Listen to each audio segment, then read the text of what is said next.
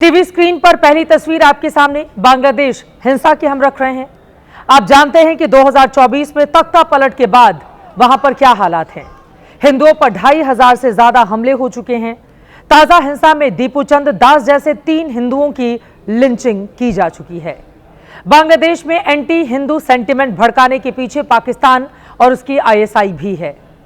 आप इस पर कई रिपोर्ट जनहित में देख चुके हैं। अब दूसरी तस्वीर जम्मू के पुंछ की रख रहे हैं, जहां पाकिस्तानी ड्रोन ने फिर गोला बारूद ड्रॉप किया। 2025 में पाकिस्तान ने 791 ड्रोन भारत की सीमा में भेजे थे। 2026 के पहले ही दिन भी यही काम पाकिस्तान ने किया। यह बताता है कि ऑपरेशन सिंदूर की 4 दिन की डोज भी पाकिस्तान को कम पड़ गई है, क्योंकि उसके आतंकी हरकतों में कोई सुधार नजर नहीं आता है।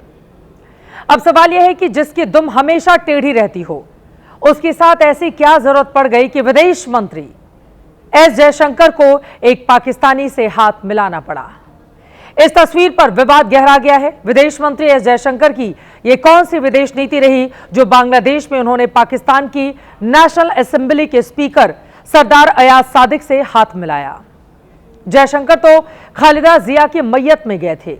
ये कौन सी डिप्लोमेसी है जो उन्हें मैयत में भी पाकिस्तानी सरकार के नुमाइंदे से मुस्कुराते हुए मिलना पड़ा। सवाल उठ रहा है कि क्या विदेश मंत्री कल ढाका में पाकिस्तान के स्पीकर से मिलते वक्त विदेश नीति भूल गए थे?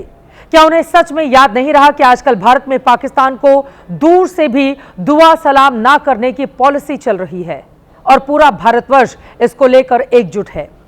एस जयशंकर के सरदार अयाज सादिक से हाथ मिलाने पर क्या हुआ, आगे पूरी खबर डिटेल में रखेंगे, लेकिन पहले कुछ और तस्वीरें आपके लिए देखना जरूरी हैं। सितंबर से दिसंबर के बीच की घटनाओं की ये तस्वीरें, जब भारत की क्रिकेट टीम ने एशिया कप में पाकिस्तान से 3 मैच खेले, लेकिन तीनों बार ना तो हमारे कप्तान ने टॉस के बाद पाकिस्तानी कप्तान से हाथ मिलाया, ना ही मैच जीतने के बाद हमारी टीम ने पाकिस्तानी खिलाड़ियों से हैंडशेक किया। और तो और ACB के पाकिस्तानी चेयरमैन के हाथ से ट्रॉफी तक नहीं ली। और पाकिस्तान के खिलाफ विरोध के इसी पैटर्न को वर्ल्ड कप में इंडिया की विमेंस क्रिकेट टीम ने और फिर अंडर 19 एशिया कप में मेंस जूनियर टीम ने भी फॉलो किया।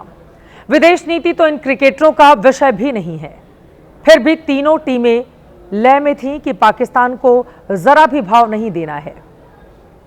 अब यहां सवाल है, बांग्लादेश दौरे में विदेश मंत्री एस जयशंकर को भी क्या पाकिस्तानी व्यक्ति से दूर नहीं रहना चाहिए था? क्या जयशंकर का पाकिस्तान के स्पीकर से मिलना बहुत जरूरी हो गया था? क्या जयशंकर सरदार अयाज की अनदेखी नहीं कर सकते थे? पाकिस्तानी स्पीकर से मुस्कुराकर मिलना शिष्टाचार था या नरम नीति? विवाद तभी होते हैं जब उसके मौके दिए जाते हैं। कोई प्रोपेगेंडा भी तभी होता है जब उसके लिए ऐसे पोज मुहैया कराए जाते हों। पाकिस्तान और बांग्लादेश की हरकतें भी दिखा देते हैं। मौका बांग्लादेश की पूर्व PM खालिदा जिया की मौत के मातम का था। एस जयशंकर भारत के प्रतिनिधि बनकर वहां गए थे, लेकिन पाकिस्तान ने उनकी पिक्चर को प्रोपेगेंडा ऑफ द डे बना दिया। थोड़ा साथ बांग्लादेश ने भी दिया। पाकिस्तान की नेशनल असेंबली ने अपने सोशल मीडिया X हैंडल पर इस फोटो के साथ लंबी पोस्ट लिखी। दुनिया को पता है कि भारत ने पाकिस्तान से बोलचाल बंद कर रखी है, लेकिन पाकिस्तानी असेंबली ने इस पोस्ट में लिखा कि भारतीय विदेश मंत्री डॉक्टर एस जयशंकर ने नेशनल असेंबली के स्पीकर से संपर्क किया, हाथ मिलाया। बातचीत के दौरान जयशंकर ने स्पीकर को परिचय दिया और बताया कि उन्होंने उन्हें पहचान लिया है। मई 2025 में पाकिस्तान भारत संघर्ष के बाद भारतीय पक्ष की ओर से यह पहला महत्वपूर्ण उच्च स्तरीय संपर्क था। मतलब पाकिस्तान ने ढोल पीटने शुरू कर दिए हैं कि भारत ने उससे बातचीत की पहल की।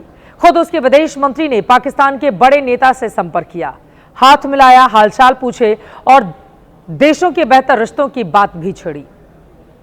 जयशंकर ढाका में सिर्फ खालिदा जिया के बेटे से मिले थे, उनके लिए PM मोदी का शोक संदेश लेकर गए थे।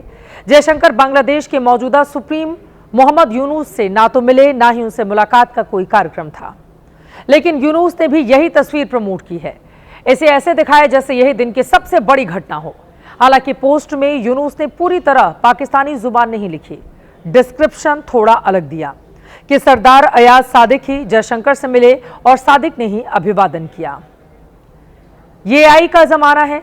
सोशल मीडिया पर जयशंकर और सरदार अयाज के गर्मजोशी से गले मिलते हुए फर्जी AIA के तमाम वीडियो भी वायरल हो रहे हैं।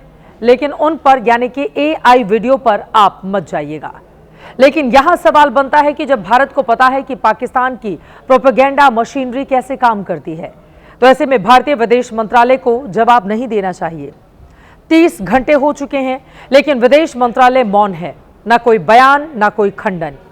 क्या मंत्रालय खुद ही विपक्ष को मौका नहीं दे रहा कि आओ विदेश नीति पर हमें घेर लो?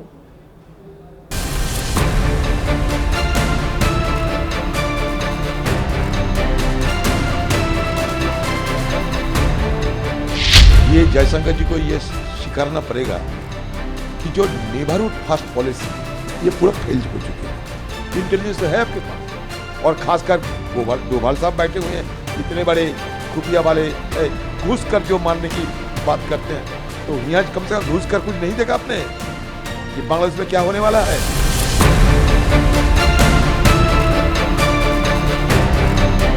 तो विदेश मंत्री को, विदेश मंत्रालय को दिल्ली लौटने के बाद पूरे ऑल पार्टीज को ब्रीफ करना पड़ेगा कि आखिर आपने और किसने ऑथराइजेशन दिया आपको पाकिस्तान से बात करने।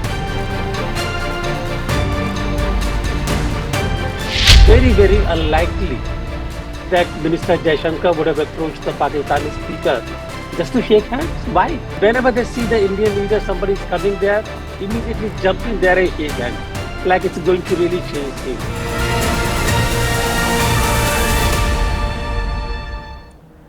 महत्वपूर्ण यह है कि विदेश मंत्रालय तो मौन है ही, सत्ताधारी बीजेपी से भी इस विवाद पर आज कोई बयान नहीं आया है। मुमकिन है देर सबेर कोई कहे कि जयशंकर ने जो किया वो कूटनीतिक शिष्टाचार था, लेकिन तब भी ये सवाल तो आएगा ही कि खिलाड़ी हाथ ना मिलाएं और विदेश मंत्री मुस्कुराकर हाथ मिलाने के लिए पहुंच जाएं। ये पाकिस्तान के साथ आखिर भारत की कौन सी पॉलिसी है?